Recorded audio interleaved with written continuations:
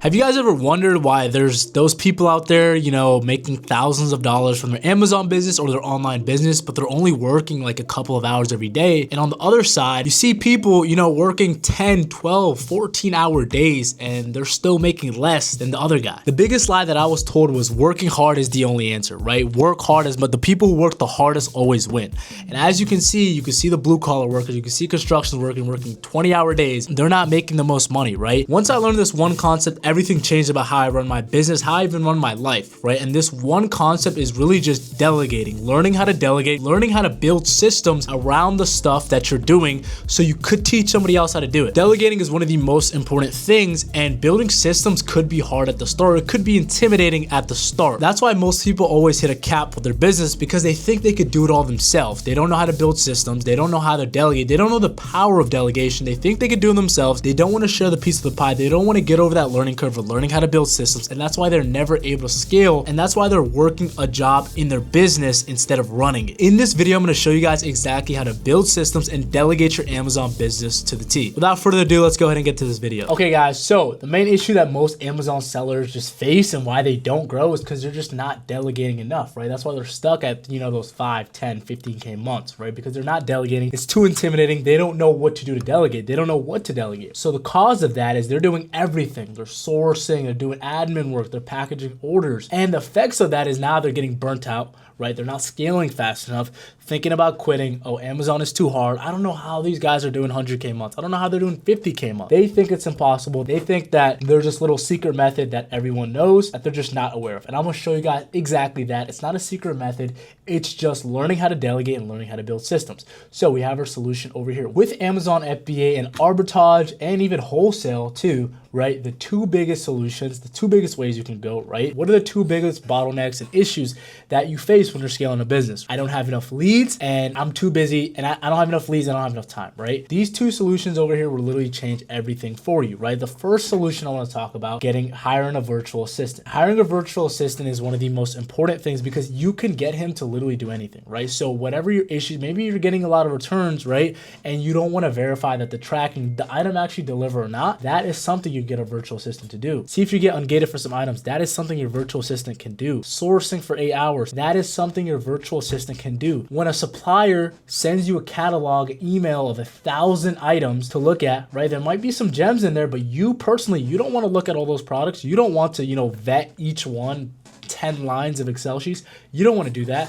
That is where you delegate those tasks. That's a low leverage task. You're going to go to online jobs over here, and this is what you're going to do. This is what you're looking for. You're going to post a job saying you need a personal assistant. You don't want somebody that's Amazon lead research or you don't want him to have any Amazon experience, because most of the time, what these virtual assistants love to do is they love to share leads with other Amazon sellers. So what they'll do, which is pretty smart in my opinion, but it's not good for us as Amazon sellers, is they'll work and they'll get jobs from they'll work for 5 to 10 different Amazon sellers, and you'll be sharing leads with 5 to 10 different Amazon sellers. I had somebody that I was working with in my group, right? He got a virtual assistant and he kept seeing the same storefronts on his listing. I was like, and it's like the same day. He would get on a product and then the next day, 4 to 5 different storefronts would get on the same product, and it'd be multiple times. So I was like, and then we looked at it, we did an audit of his systems and everything. I asked him, I was like, when you were hiring your virtual assistant, how was that process like? And he was like, yeah, it was very easy. I got lucky. She already knew Amazon and everything. I was like, I got something to tell you, bro. Like,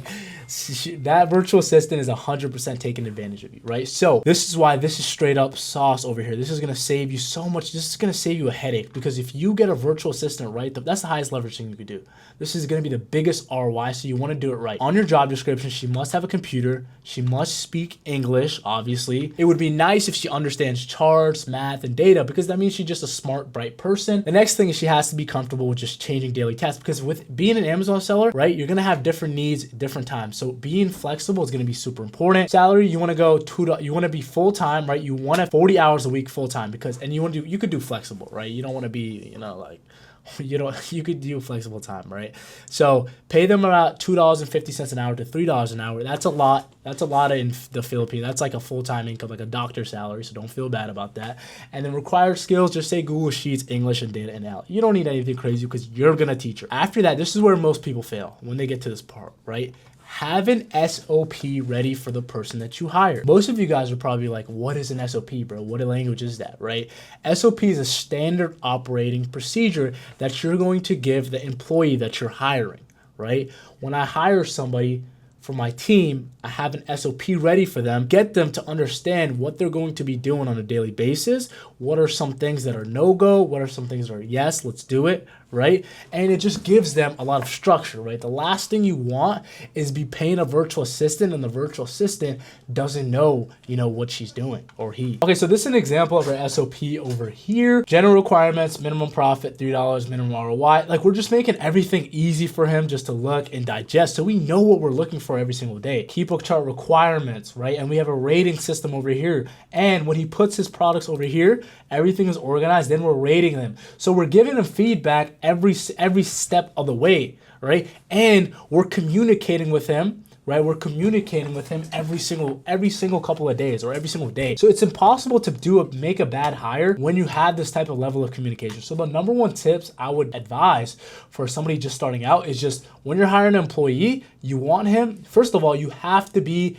good at sourcing to hire somebody else. Because if you're not good at something, you try to teach somebody else, it's going to be a disaster. After we give an SOP, what you're going to do, you're going to have 5 to 10 prospects, and then you're going to walk them through Seller, AMP, and Keepa. Then you're going to give them video tutorials that you have, or just like, next time you're sourcing, just record your screen through Loon or software like that. Record your stuff, and then tell them, I do paid trials. So I'll pick 4 to 5 of the best ones, and I'll give them trials, right? I'll pay them like $1, $1.50, and I'll see what they can do, right? I'll give them the resources, I'll give them SOP, and I'll see what they can do, right? And the one that has the most potential, right? The one that is eager to work, the one that is the most hungry, that's who I'll end up hiring. The next thing is some people, right? They get a virtual assistant too early. Some people get it too late, right? It's opportunity cost. So this is when to actually hire a virtual assistant, right? There's some signs that you're ready for a virtual assistant, right? You're consistently profitable and you're reinvesting in inventory, right? You do a couple $1,000s in sales, right? You have proof of concept, you're getting after it, you just need more leads. It's just a volume thing, right? The difference between a 30K a month and 60K a month is just you 2x your spend on inventory. How do you 2x your spend?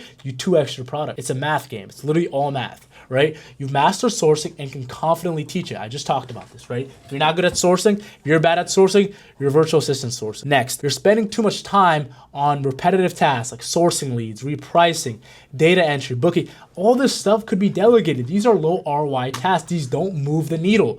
As an Amazon seller, as a business owner, we want to be moving the needle, and data entry, bookkeeping, tracking inventory orders, that's not going to move the needle. That's not going to take us to that next level. So that is something you could delegate pretty easily. So the next way to delegate is, okay, now it's like you have a lot of products, you're spending a lot of inventory, spending a lot of money on inventory, right? Now it's like, okay, I'm sending out like 50 to 100 orders out every single day, or I'm sending out like big shipments of all these aces. I'm spending so much time, I'm spending all this time putting FNSKU labels on, these products and sending out to Amazon. It's taking a lot of time, right? And I don't have time to either source or reach out to suppliers or do higher leverage tasks when I'm traveling, or I don't have enough space in my house to keep the products, or I don't like being in a warehouse or a storage unit, or it's like I can't get a warehouse because in my area it's super expensive, or I live in the city, or I'm in college.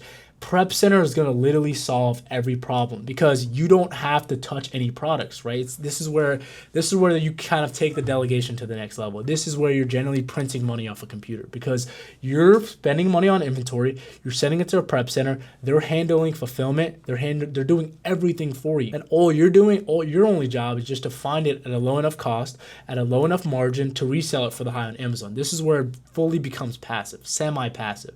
You still have to spend money on inventory, but you're not touching any products. This is where you get out of the trench phases, right? This is also after you get really good at building your margin, because if you only get $2-3 profit, a Prep Center isn't going to be worth it. Why use a Prep Center? Obviously save time and labor, right? Eliminate need for personal storage and shipping. Maybe you're not a warehouse guy. Maybe you don't want to be in a warehouse, 8 hours a day. Maybe you don't want a storage unit, right? That's totally fine, right? Maybe you don't want to be stuck to a lease or anything. Maybe you're in California where it's 11% tax or something like that, something crazy. Who's going to make more money on Amazon? The guy that's 0% sales tax tax when he's buying inventory, or the guy that has 11% sales tax when he's buying inventory. It's just a no-brainer. Most prep centers are in those states that don't have any sales tax or anything like that, right? So New Hampshire, Delaware, right? And obviously you can scale operations faster, more efficiently, because at the end of the day, you're not putting your hands on any products. You can focus on the logistics, the back end, and everything. So cost structure for online arbitrage is going to be $1.25 to $2.50. Anything over $2.50,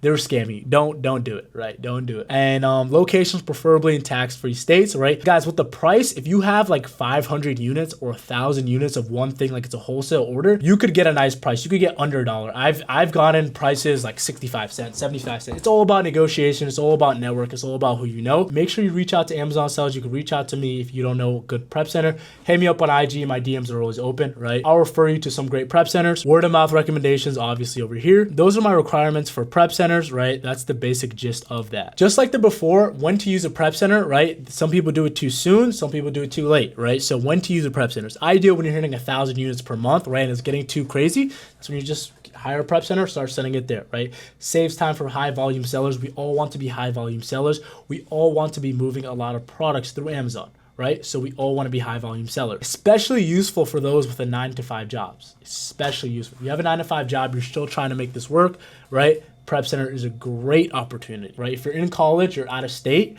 right? Prep center is a great opportunity.